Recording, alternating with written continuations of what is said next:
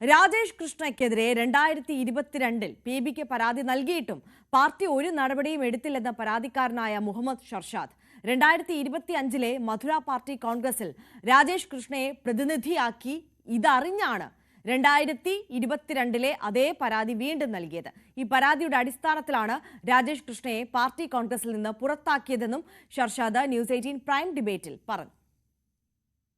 അതെ, ഉൾപാർട്ടി ജനാധിപത്യമുള്ള പാർട്ടിൻ്റെ അകത്ത് കൊടുത്ത കത്ത്, അതിനകത്ത് പാർട്ടി നേതാക്കന്മാരെ പറ്റി എനിക്ക് പറയുന്നതിൽ എന്താ തെറ്റ്?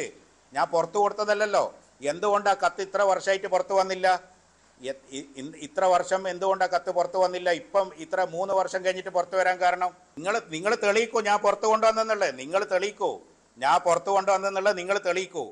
മലയാള പരാതി AKG സെൻറ്ററിൽ നിന്ന് സർക്കുലേറ്റ് ചെയ്യപ്പെട്ടിട്ടുണ്ട്. അത് ഇവരുടെ ഇന്റേണൽ പാർട്ടി പൊളിറ്റിക്സിൻ്റെ ഭാഗമായിട്ട് വർഷങ്ങൾക്ക് മുമ്പ് തന്നെ കോടിയേരിയുടെ മരണത്തിൻ്റെ സമയത്ത് തന്നെ അത് സർക്കുലേറ്റ് ചെയ്യപ്പെട്ടിട്ടുണ്ട്.